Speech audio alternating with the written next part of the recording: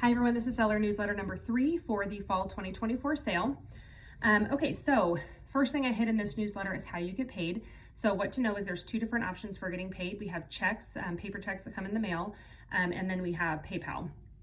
So it is up to you which way you get paid. So how this works is the default is that you will get paid by check. So if you do nothing, then the system assumes you want paid by check. I will mail it to the address that's in your consignor workstation. So if you're wanting paid by check, super important that you make sure that address is up to date and accurate. If you are wanting PayPal, however, there is a link in the email where you can sign up for the PayPal payment. So just some things to know about each option. So with the PayPal, it does not take out a fee on your end. The fee comes out on our end because of the way that we process it. However, that way requires that we transfer the money over to PayPal before we can send you your payments, which that process, we do everything on our end as quickly as possible, but we're at the mercy of how quickly that transfer happens. I will tell you in recent years, it's been Thursday. I think one year was even Friday before the money actually transferred. And so just be aware that if you don't see your money, early in that week, it's coming. You just got to be patient, and it'll get there as quickly as I can. Checks typically get mailed out around Wednesday after the sale. I just have to make sure that everything is accurate, that I only want to mail you your check one time.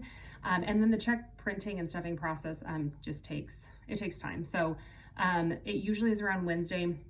So what this means is that for the majority of you, the PayPal payments and the check payments are going to come to you at around the same time, roughly. However, I will tell you, we do strongly encourage the PayPal option. And the reason is that we've had issues in the past with checks either getting lost in the mail, checks that take a really long time. I know this especially seems to be the issue for folks on like rural route boxes. We've seen this happen. I know I had one seller a couple sales ago who thought her check was lost, and then after 3 weeks it finally got there. So just be aware that the mail, as we've all experienced, can sometimes be a little slower. So just, if you're okay with that, then just be prepared for that. Do understand though that if you're getting paid by check, that if the check gets lost, damaged in transit, anything like that, if we have to do a stop payment, that fee is going to be taken from the check that's reissued. So just be aware of that. And just also know that with the PayPal, it just runs a lot smoother. It goes straight, into your PayPal account that you can transfer into your bank account. Ultimately, it's whatever you're most comfortable with, whatever works best for you and your family. But there's my little plug that PayPal just tends to have less headaches. Once you're paid, you're paid. Ultimately, though, it's up to you. Default is check. Sign up if you would like PayPal. And do remember that you have to re-sign up every sale. So if you've signed up for a previous sale for PayPal, you have to re-sign up for PayPal every sale.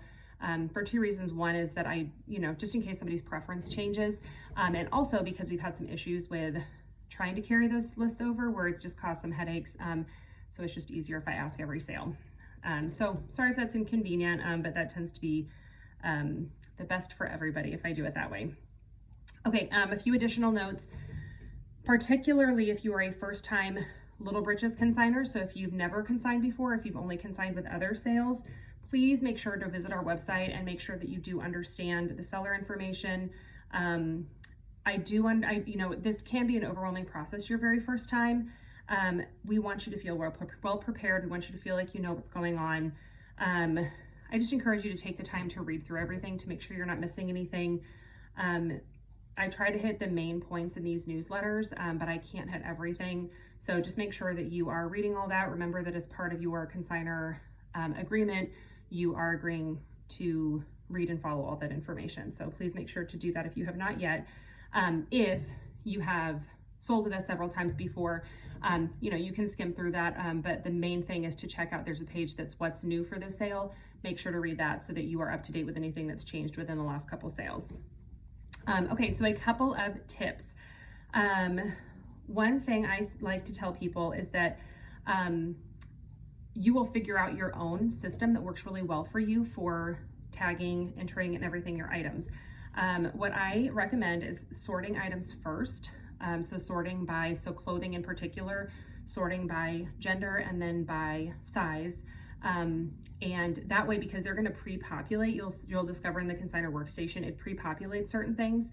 So if you're entering things that are similar, it's going to pre-populate those items, which saves you some time. It's also going to save you some time in the organizing process at the end if everything is sorted.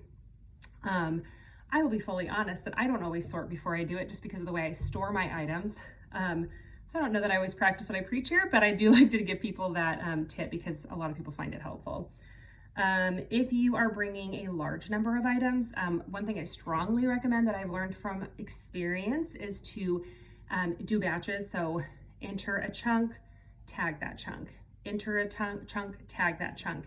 Unless you're getting down to the wire where you're worried about not getting everything entered. The reason I recommend that is because sometimes tags can be confusing. You might put it on the wrong item, get confused about which one. That's where we sometimes see people reprint a tag because they think they lost it and it turns out they stuck it to another item and it's a whole big headache. So I recommend, especially with clothing where, you know, pink Nike shirt, okay, wait, I have 2 pink Nike shirts. Which one did I tag? Which one, you know, it's much simpler on your brain if you do batches. So that's something I really recommend. Again, though, if you're starting to get down to where you're worried about not getting everything entered, get everything entered, that's your priority. Your tag descriptions, do make sure that you're giving a good description in that. So it is not at all uncommon for tags to get detached during the sale. We have literally hundreds of shoppers that are coming through our sale in a short period. They're thumbing through those items, they're flipping through those items, tags come off. So make sure your descriptions are really good because if we find a loose tag, it's much easier for us to match it up with a tagless item if we can be confident. I also have the ability to look up tagless items in the system, and if you, for example, put shirt, I cannot sell that item because I don't know what it is. But if you put pink Nike shirt with sparkles, the buyer wants to buy this pink Nike shirt with sparkles, it doesn't have a tag on it, I can confidently match those up and make sure you're getting credit for that purchase. So please make sure you're giving good descriptions. Also, the descriptions are a really good place to highlight anything that you think is a particularly marketable thing about the item.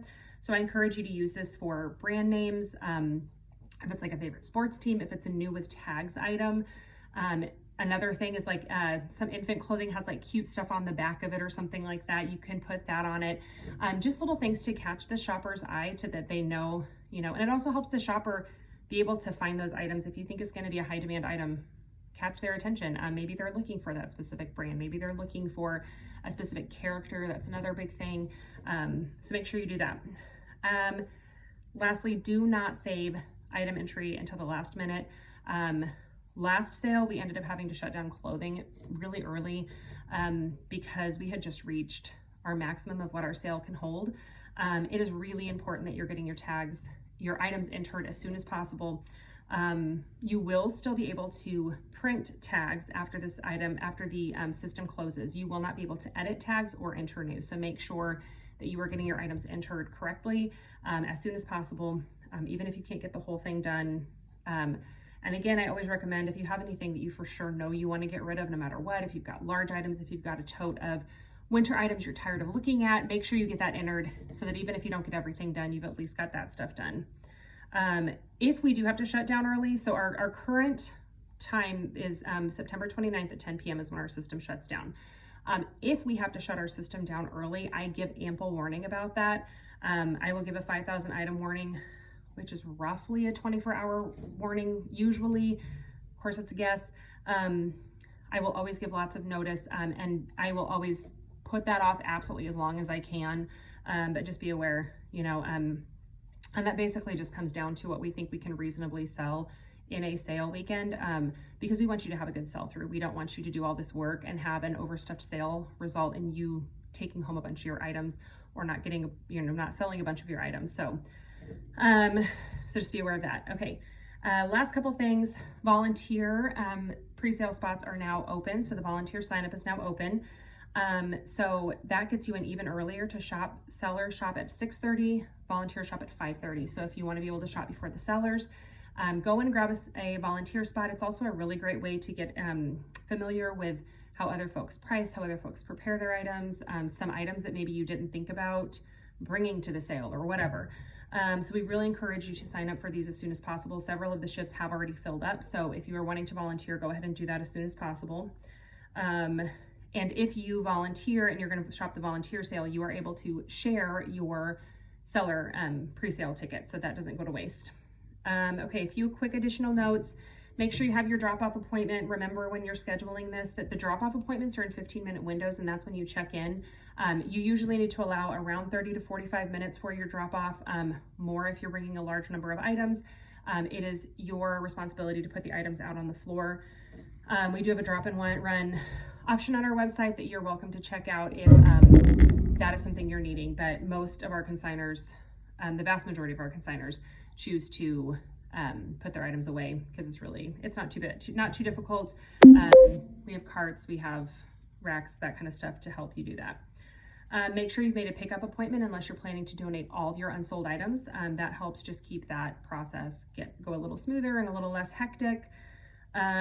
We have a few local organizations that benefit from the items that do not sell, that they get donated. Check out our website if you're wanting more information about that. Finally, let me know if you have any questions. I'll say it again, I say it a million times. We would always rather you ask a question than to be feeling confused. So just don't hesitate to ask if you are not feeling sure about anything. All right, that is it for this newsletter, and I hope you have a great day.